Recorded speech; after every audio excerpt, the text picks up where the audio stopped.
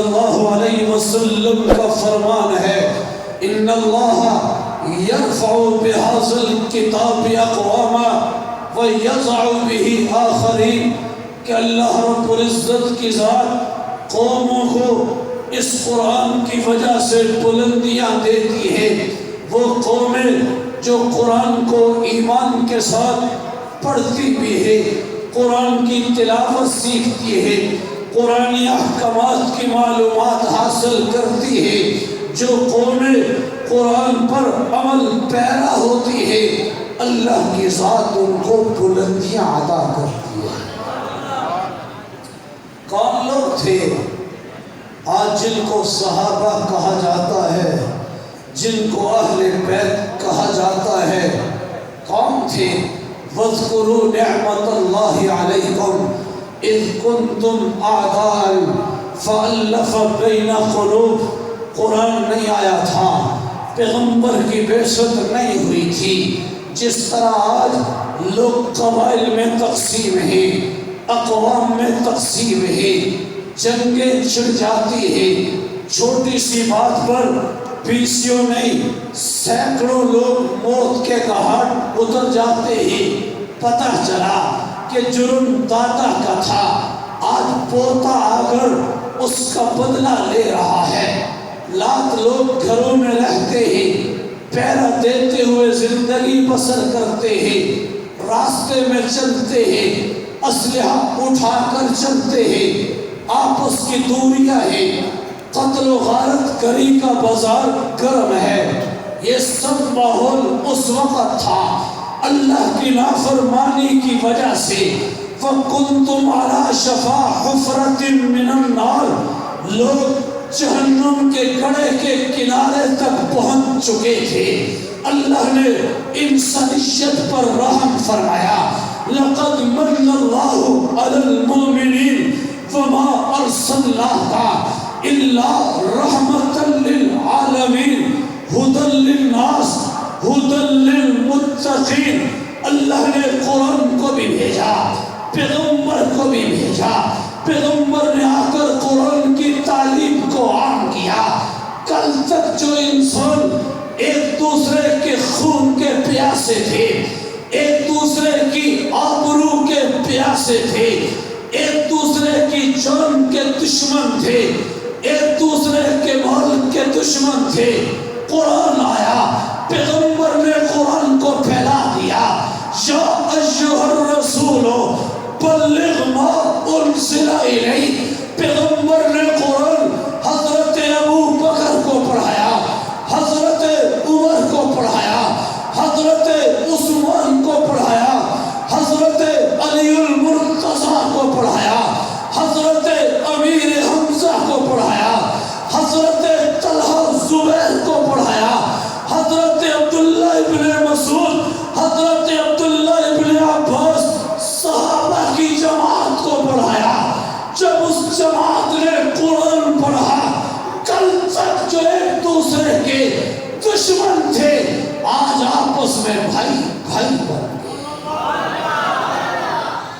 مسلمانوں، آج باقی قبائل تو اپنی جگہ پر گھر میں ایک ماں باپ سے پیدا ہونے والے بھائی اس دنیا پر ایک دوسرے پر گولیاں برساتے ہیں۔ آپ نے یہ واقعات کئی جگہوں پر پڑھے ہوں گے۔ حقیقی سچے 5 بھائی زمین کے جھگڑے پر آپس میں لڑے، پانچوں کے پانچوں مر گئے۔ آج ہماری حالت کیوں بن رہی ہے؟ مسلمانوں، محض اس لیے کہ ہم نے قرآن کو چھوڑا ہے، ہم نے پیغمبر کے دین کو چھوڑا ہے۔ اللہ نے اس قرآن کو وہ عظمتیں عطا کی، حضرت آدم علیہ السلام سے لے کر حضرت عیسیٰ علیہ السلام تک کم و بیش 100 سے زائد کتب اور صحائف آئے، لیکن اللہ نے جو عظمت، جو مقام، جو رفعت اس قرآن کو دی، وہ کسی اور کو نہیں ملی۔ مکہ کے مشرکین نے بھی کوشش کی تھی، اس وقت کے کفار نے بھی کوشش کی تھی کہ ہم اس قرآن کو مٹا دیں، اس میں تحریف کر ڈالیں، اس میں تغیر و تبدل کر ڈالے، لیکن مسلمانوں وہ کامیاب نہیں ہو سکے۔ آج بھی دشمن کوشش کر رہا ہے، انشاءاللہ وہ کامیاب نہیں ہو سکے۔ ادھر پیغمبر کو حکم ملا، یا ایھا الرسول بلغ ما انزل الیک، اے رسول جو کچھ آپ پر نازل کیا گیا آپ اس کو دوسروں تک پہنچائیں۔ اللہ کے پاک پیغمبر نے قرآن کریم کی تلاوت بھی سکھائی، قرآن کا ترجمہ بھی پڑھایا، قرآنی احکامات کو بھی بیان کیا۔ ادھر پیغمبر کے مقابل میں، پیغمبر کے صحابہ کے مقابل میں اس وقت کی سپر پاور طاقتیں متحد ہوئی۔ وقال الذین کفروا لا تسمعوا لہذا القرآن والغوا فیہ، کافروں نے کہا قرآن کو نہ سننا۔ ہر ایک نے ذمہ داری لگائی، آپ اپنے گھر کے ذمہ دار، اپنی اولاد کے ذمہ دار، اپنے خاندان کے ذمہ دار۔ جہاں قرآن پڑھایا جائے اپنی اولاد کو نہ جانے دینا، جہاں قرآن کا درس ہو اپنی اولاد کو نہ جانے دینا، جہاں قرآن کی تبلیغ ہو گھر والوں کو نہ جانے دینا۔ یہ 1442 سال پہلے کی دشمن کی پلاننگ تھی، لیکن کامیاب نہ ہو سکا۔ ابو جہل کا مشن، عتبہ شیبہ کا مشن پیچھے رہ گیا، قرآن پھیلتا چلا گیا۔ مدینہ قرآن کا مرکز بنا، مکہ قرآن کا مرکز بنا، مدینہ پیغمبر کی احادیث کا مرکز بنا، مکہ پیغمبر کے فرامین کا مرکز بنا۔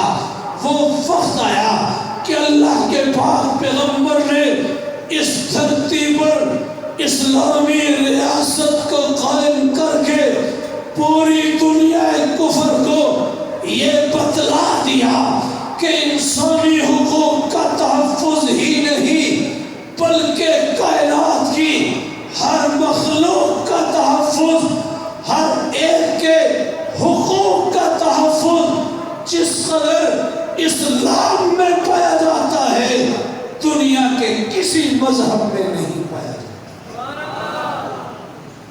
آج یہودی کہتے ہیں کہ عورتوں کے خواتین کے مسائل، عورتوں کے حقوق، خواتین کے حقوق اسلام نے سلب کر دیے، اسلام نے محدود کر دیے۔ مسلمانوں، میں ان پڑھی لکھی خواتین سے بھی کہنا چاہوں گا کہ جنہوں نے اسلام آباد کی دھرتی پر آزادی مارچ کیا اور آزادی مارچ میں کہا خدا تو بھی سن لے، ہمیں آزادی چاہیے، رسول تو بھی سن لے، ہمیں آزادی چاہیے، میں ان خواتین سے کہنا چاہتا ہوں کہ اگر آپ اسلام کی تاریخ پڑھیں، دنیا کی تاریخ پڑھیں، جب تک قرآن نہیں آیا تھا، اسلام نہیں آیا تھا، عرب کا تو رواج یہ تھا بچی پیدا ہوتی اس کو زندہ اٹھا کر گڑھے میں ڈال دے۔ یہ تو اسلام آیا، اسلام نے آ کر یہ احکامات جاری کیے، اس بچی کو زندہ درگور کرنا یہ جائز نہیں ہے۔ یہ بچی کل بڑی ہوگی، اس کا والد اس بچی کی تربیت کرے گا، اس کی افزائش نسل کے حوالے سے اچھے مواقع کو دیکھے گا، اس کی پرورش کرے گا، اس کی اچھی تربیت کرے گا۔ یہ والد کل قیامت کے دن اللہ کے پاک پیغمبر نے فرمایا میرے اتنے قریب ہوگا جیسا کہ یہ ہاتھ کی 2 انگلیاں قریب ہیں۔ آج تو کہتے ہیں بچے 2 ہی اچھے، بچے 2 ہی اچھے۔ جناب آبادی زیادہ ہوگی کشتی ڈوب جائے گی۔ جب آبادی زیادہ ہوگی سمجھدار لوگ آئیں گے کشتی اتنی ہی مضبوط بنائیں گے اور جدید ٹیکنالوجی کی کشتی بنے گی۔ لوگ جتنے زیادہ ہوں گے وہ پار چلتے جائیں گے۔ آپ یہ تم کہتے ہیں کشتی ڈوب جائے گی، یہ جو ہوا میں فضا میں اڑنے والے طیارے آپ نے بنائے جہاں 800,000 آدمی بیٹھ جاتا ہے، وہاں کبھی نہیں کہا کہ جناب اس کو گرا دو، اس کو ختم کر دو، اس کے اندر یہ خطرات پہ جاتے ہیں۔ وَلَا تَقْتُلُوا أَوْلَادَكُمْ خَشْيَةَ إِمْلَاقٍ، اللہ فرماتے ہیں نَحْنُ نَرْزُقُكُمْ، اللہ فرماتے ہیں ہم آپ کو بھی رزق دیتے ہیں اور یہ جو باقی ہیں ان کو رزق بھی ہم دیتے ہیں۔ اولاد کے رزق کے میں اور آپ ذمہ دار نہیں، رب تعالیٰ نے ان کے رزق کا بندوبست اپنے ذمہ لیا ہے۔ نحن نرزقکم وإیاہم ولا تقتلوا اولادکم، اپنی اولاد کو قتل مت کرو۔ اس دن شہر کراچی کے ایک بہت بڑے افسر سے ملاقات ہوئی، اپنے آپ کو بڑا دیندار کہلواتا تھا۔ میں نے کہا سر بچے کتنے ہیں؟ مسکرا کر کہتا بچے تو 2 ہی اچھے۔ میری بیوی چاہتی تھی بچے زیادہ ہو جائیں، میں نے کہا ان کی تربیت کون کرے گا، ان کے اخراجات کہاں سے پورے ہوں گے؟ کہا میں ڈیوٹی پر رہتا ہوں، بس اوقات مہینہ 2 مہینے گھر نہیں جاتا۔ میں نے کہا گھر والے آزاد ہیں؟ میں نے کہا نگرانی کر لینا، جب آپ نہیں جاتے تو اور وہاں کون جا رہا ہوگا؟ انسان تو انسان ہے نا۔ اللہ نے فرمایا لِتَسْكُنُوا إِلَيْهَا، حضرت آدم کے ساتھ جب حوا کی پیدائش ہوئی کہا کہ جاؤ اس کی طرف سکون حاصل کرو۔ آج ہم نے برادری ازم پر جناب بچی کی عمر 25 سے 30 سال ہو گئی، کہنے والوں نے کہا شادی کیوں نہیں کرواتے؟ کہ جناب خاندان سے باہر تو ہم جا نہیں سکتے اور خاندان میں کوئی رشتہ ہی نہیں ہے۔ کیا اسلام کے اندر یہ قیودات ہے؟ صرف ہم نے خاندانی قیودات پر اپنی بچیوں اور بچوں کے نکاح ہی مؤخر کر دیے۔ آج معاشرے کے اندر جو برائیاں جنم لے رہی ہیں اس کی ایک بڑی وجہ کہ ہم نے اپنے خاندان کے رسم و رواج کو اتنی اہمیت دے دی ہے کہ پیغمبر کی سنت کو پیچھے کر دیا۔ جناب کیسی شادی کریں جہیز ہی پورا نہیں ہوا۔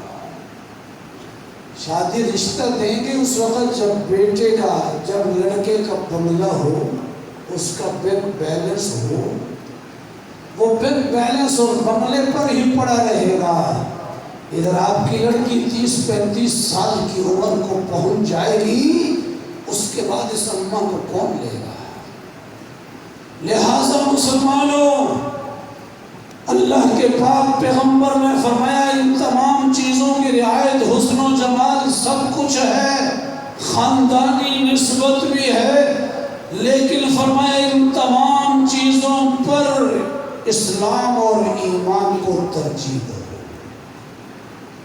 ایک آدمی مومن ہے، دیندار ہے، کسی بھی خاندان سے تعلق رکھتا ہے، اپنا رشتہ وہاں کرو، پھر دیکھو اللہ کتنی برکتیں دیتا ہے۔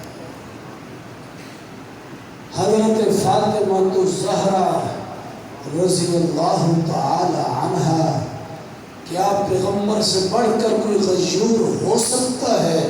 حضرت فاطمہ جوان ہوئی، خود حضرت ابو بکر اور حضرت عمر سے اللہ کے پاک پیغمبر نے فرمایا ابو بکر و عمر جاؤ علی سے پوچھو اگر رشتہ یہاں کرنا چاہے تو میں بیٹی کا رشتہ دینا چاہتا ہوں۔